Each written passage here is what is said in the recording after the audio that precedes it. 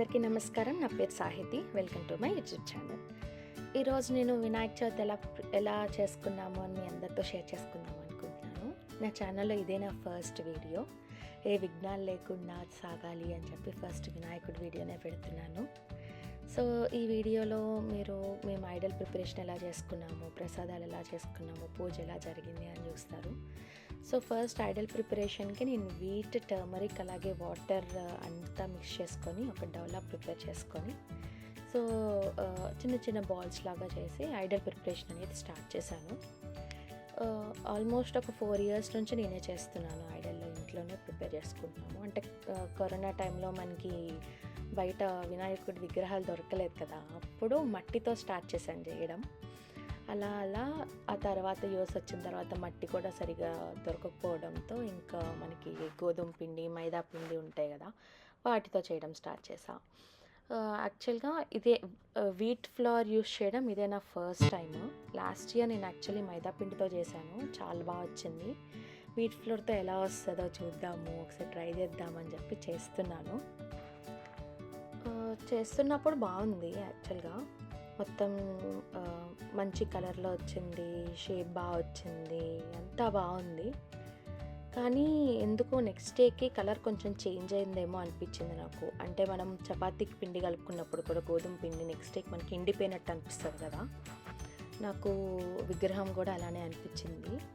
కానీ మైదా పిండితో చేసుకున్నప్పుడు అయితే ఆ ప్రాబ్లం లేదు. నెక్స్ట్ డే కూడా సేమ్ కలర్ ఉంది.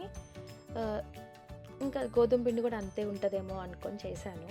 కానీ విగ్రహం మాత్రం బాగా వచ్చింది. ఇంక ఇలా విగ్రహం అయిన తర్వాత కొంచెం కుంకుమ వాటర్ కలుపుకొని లైట్ కిరీటంకి పక్కన ఒక దిండు చేశాను పిల్లోలాగా, దానికి కొంచెం కలర్ వేస్తే బాగుంటుంది అనుకొని జస్ట్ అలా వేసాను. ఫైనల్ అవుట్పుట్, విగ్రహం అవుట్పుట్ చూపిస్తున్నాను, ఒకసారి చూడండి. వెనక్కి అది వచ్చి నేను డాలెటరీలో తీసుకున్నా ఆ ఫ్లవర్స్, ఆ లీవ్స్ అన్నీ. ఇంకా ప్రిపేర్ చేయడం స్టార్ట్ అయిపోయింది, ప్రసాదాల ప్రిపరేషన్. ఇదంతా నెక్స్ట్ డే అనమాట. సో నెక్స్ట్ డే నాకు ఆఫీస్ ఉంది. ఆఫీస్ అయిపోయిన వెంటనే నేను ఇంకా ప్రసాదాలు ప్రిపేర్ చేయడం స్టార్ట్ చేసేసాను. గుగ్గిళ్ళు, చనా దాల్ ఉంటుంది కదా, చనా దాల్ ఒకటి, ఇంకా చోలే, అలాగే రైస్, పరమాన్నం కోసం రైస్, ఇప్పుడు పులిహోర కోసం రైస్ కుక్కర్లో రైస్ పెట్టుకుంటున్నాను.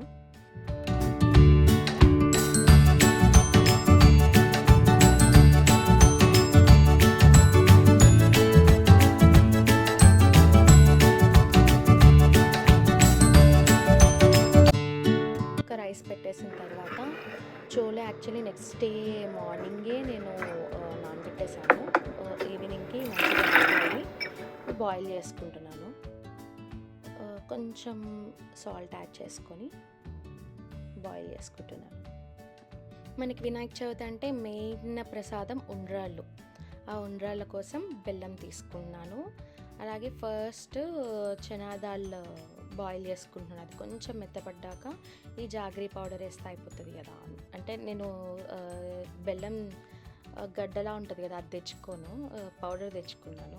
ఈజీగా అయిపోతుంది కదా, మళ్ళీ తురిమి వేసి అంతా ఎందుకు, ఇది పౌడర్ అయితే ఈజీగా డిజాల్వ్ అవుతుంది, ఫాస్ట్ అయిపోతుంది అని చెప్పి పౌడరే తెచ్చుకున్నాను. సో ఈ చిన్న గ్లాస్తో నేను మెజర్మెంట్లు తీసుకుంటున్నాను. ఒక 1 glass బెల్లంకి ఒక 1.5 glass రైస్ ఫ్లోర్ వేసి చేస్తున్నాను. అంటే స్వీట్ మరీ అంత ఎక్కువ అవ్వలేదు, అలాగే తగ్గలేదు, కరెక్ట్గా ఉన్నట్టు అనిపించింది నాకు.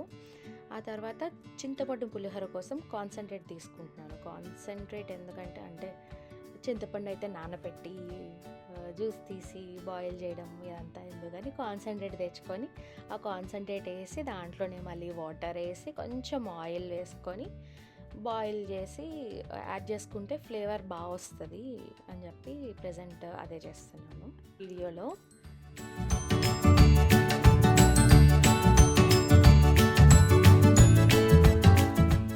ఇప్పుడు ఉండ్రాళ్ళ కోసం బెల్లం మనం మెజర్మెంట్ తీసుకున్నాం కదా, ఆ బెల్లం ఆ చనాదాల్లో వేసేస్తున్నాను. అవి కొంచెం మెత్తబడ్డాయి. సో ఇప్పుడు ఆ బెల్లం డిజాల్వ్ అయ్యేంత వరకు మనం తిప్పుకోవాలి. పక్కనేమో చింతపండు మరుగుతూ ఉంది.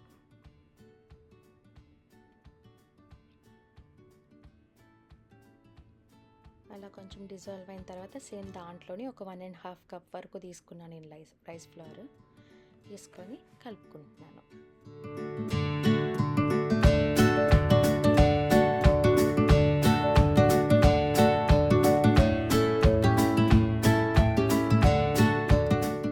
ఇంకా రైస్ ఫ్లోర్ వేసి కొంచెం మిక్స్ చేసిన తర్వాత దాంట్లో కొంచెం బటర్ యాడ్ చేసుకున్నాను, స్టిక్ అవ్వకుండా, ప్యాన్కి స్టిక్ అవ్వకుండా ఉంటుంది అని చెప్పేసి. ఈలోపు మన చింతపండు ఉడకబెట్టేసాము, అయిపోయింది. అది రావాల్సిన కన్సిస్టెన్సీలో వచ్చేసింది. ఇంక ఈ బటర్ కూడా డిజాల్వ్ అయిపోతుంది. ఇప్పుడు దాన్ని ఉండల్లాగా చేసుకుంటున్నాము. కిందకి దించాక దాన్ని మనం కుడుముల్లా చేసేసుకుంటాము, అంతే. దాని తర్వాత ఇది వచ్చేసి పరమన్నం కోసం నేను ఆ గ్లాస్తో ఆల్మోస్ట్ ఒక 2.5 గ్లాసెస్ రైస్ తీసుకున్నాను. పరమన్నం కోసం నానబెట్టుకున్నాను. సో అదే గ్లాస్తో పాలు ఆల్మోస్ట్ ఒక 10 గ్లాసెస్ పాలు తీసుకొని ఫస్ట్ అవి కొంచెం పొంగేంత వరకు ఉంచుకుంటాను స్టవ్ మీద. ఈలోపు మనం కుడుములు చేసేసుకుంటున్నాము.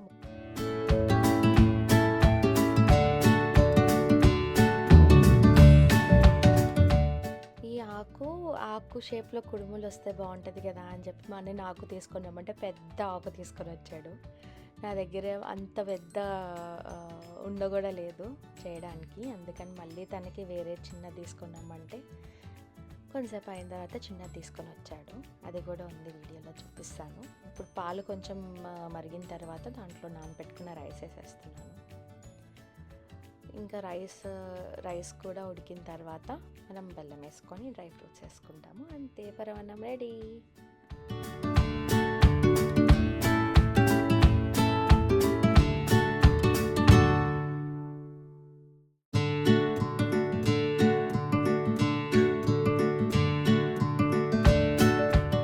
ఇప్పుడు ఇంకా చిన్న లీఫ్ తీసుకొచ్చి ఆ చిన్న లీఫ్ మీద చేసుకుంటున్నాను. లీఫ్ షేప్ అయితే చాలా బాగా వచ్చినట్టు అనిపించింది నాకు. ఇంకా ఈ షేప్లన్నీ చేసేసుకొని వీటన్నిటిని ఇడ్లీ పాత్రలో పెట్టుకొని ఉడికించుకుంటే అయిపోతుంది.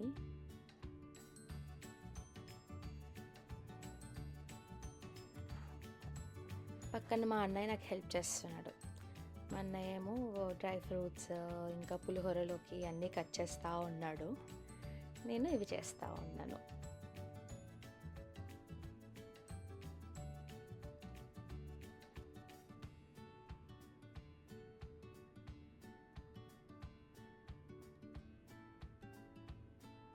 ప్రసాదాలన్నీ నెక్స్ట్.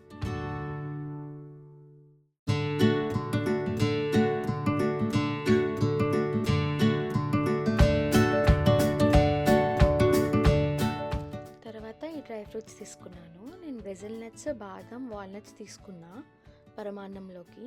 సో ఫస్ట్ అవి కట్ చేసుకోవడమే పెద్ద టాస్క్ అసలు. తర్వాత ఇంకా బటర్ తీసుకొని, నేను నెయ్యి వాడను ఇక్కడ, నాకు ఎందుకో నెయ్యి అంత బాగున్నట్టు అనిపించదు, అందుకనే బట్టర్ ఎక్కువ యూజ్ చేస్తాము. సో ఇంకా బటర్ తీసుకొని చెక్ చేస్తున్నా ఉడికిందా లేదా, రైస్ కరెక్ట్గా ఉందా లేదా అని చెప్పి చెక్ చేస్తున్నా. తర్వాత ఇంకా కట్ చేసుకున్న డ్రై ఫ్రూట్స్ అన్నీ బటర్లో వేసేసి వేయించేస్తున్నాను. ఆల్మోస్ట్ అయిపోయినట్టు అనిపించింది. ఇంకా స్టవ్ దగ్గర నుంచి పక్కకు జరుపుకొని బెల్లం వేసేసాను. బెల్లం వచ్చి నేను 1 కప్ ఆఫ్ రా రైస్ తీసుకుంటే సేమ్ అదే కప్పుతో ఒక 1.5 కప్ బెల్లం పొడి వేసుకున్నాను. సో అదే మిక్స్ చేస్తూ ఉన్నాను.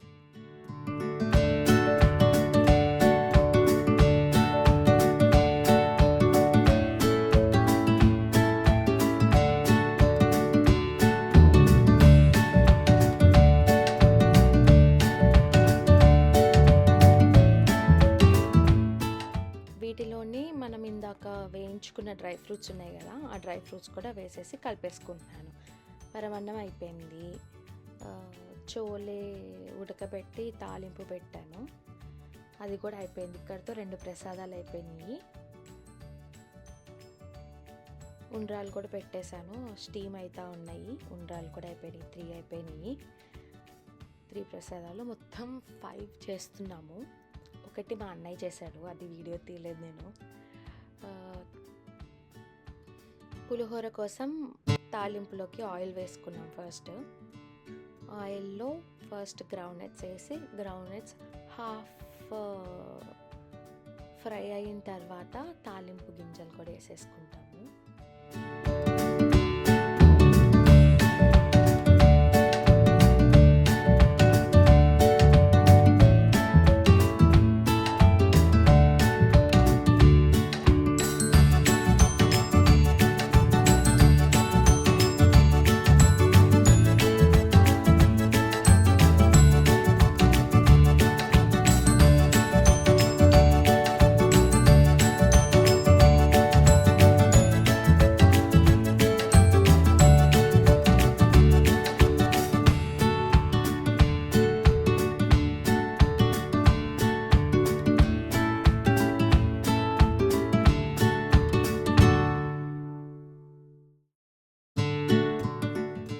దీంట్లోనే ఇంగువ వేసేసాను, పసుపు వేసేసాను. తర్వాత అల్లం ముక్కలు వేస్తున్నాను. అల్లం చాలా బాగుంటుంది పులిహోరలోకి, మంచి ఫ్లేవర్ ఇస్తుంది. కొంచెమే, ఎక్కువ వేసుకోవద్దు, కొంచెం అల్లం వేసుకున్నాను. అల్లం కూడా కొంచెం ఫ్రై అయిన తర్వాత పచ్చిమిర్చి, కరివేపాకు అంతా వేసేసుకున్నాను.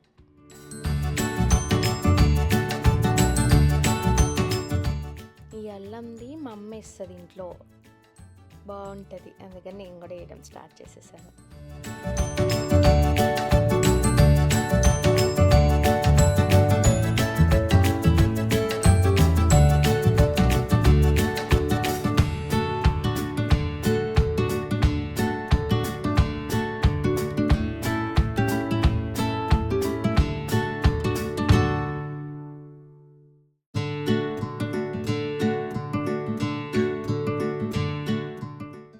ఎలక్ట్రిక్ స్టవ్ ఎంత టైం తీసుకుంటుందో కుకింగ్కి, చాలా చాలా టైం తీసుకుంటుంది అసలు కుక్ చేయాలి అంటే.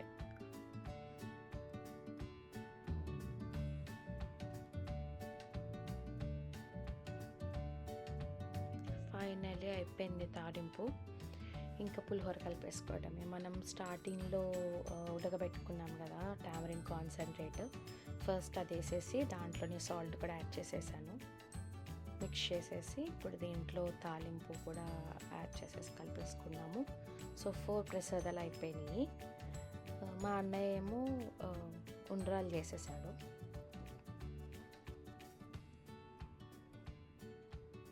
ఫైవ్ ప్రసాదాలు అయిపోయినాయి ఇక్కడితో. ఇంకా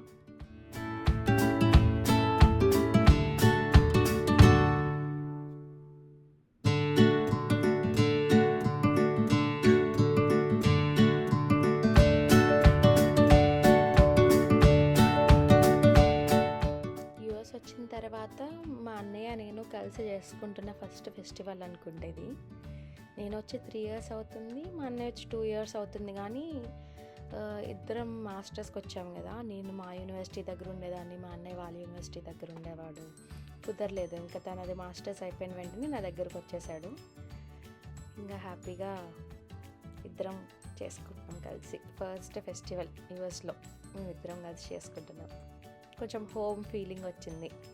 ఓకే, ఇంట్లోనే ఉన్నాము అన్న ఫీలింగ్ వచ్చింది. మీకు ఇందాక చెప్పాను కదా మా బ్యాక్యార్డ్ చూపిస్తాను అని చెప్పి ఇంటి వాళ్ళకి. చాలా బాగుంటుంది బ్యాక్యార్డ్. వాళ్ళకి పిల్లలు ఉన్నారు, ఒక బాబు ఉన్నారు, చిన్న బాబు. వాళ్ళు ఆడుకుంటూ ఉంటాడు వెనుక. వీళ్ళు చాలా బాగా పండించుకుంటారు. అంటే చెప్పాను కదా, సొరకాయలు ఎన్ని వస్తాయో మాకు ఫ్రీగా వస్తాయి. ఇంటికి వచ్చిన దగ్గర నుంచి మేము సొరకాయలు కొంటమే మానేసాము. ఫ్లవర్స్, బెండకాయలు, సన్ఫ్లవర్స్ కూడా చాలా ఉంటాయి. చాలా బాగుంటుంది.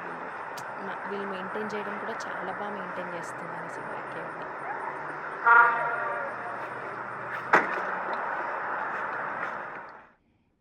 ఇంకా నేను పూజ డెకరేషన్ స్టార్ట్ చేసేసాను.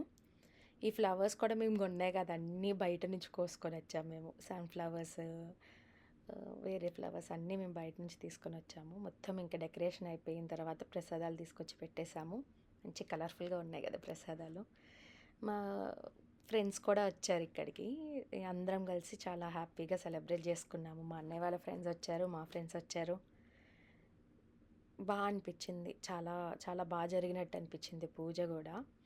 మొత్తం మంత్రాలు వ్రతంలాగా మా అన్నయ్య చదివేశాడు. బాగా చదువుతాడు, పూజలు కూడా చాలా బాగా చేస్తాడు. మా అన్నయ్య కనిపించేతనే మా అన్నయ్య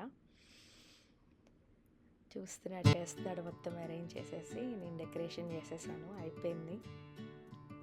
ఇంకా తను చదువుతుంటే మేము కూర్చొని అక్షింతలు ఏమన్నప్పుడు అక్షింతలు, పువ్వులు ఏమన్నప్పుడు పువ్వులు ఇవన్నీ వేస్తున్నాం. ఇంకా హారతి ఫస్ట్ మేము ఇచ్చేసాము, తర్వాత ఇంకా మా అన్నయ్య ఇస్తున్నాడు హారతి కూడా.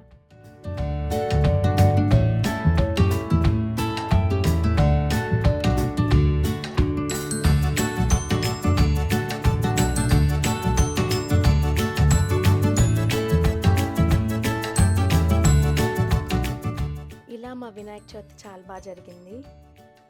అలాగే ఇది నా ఫస్ట్ వీడియో ఎడిట్ చేయడం కానీ, వాయిస్ ఓవర్ ఇవ్వడం కానీ ఫస్ట్ వీడియో.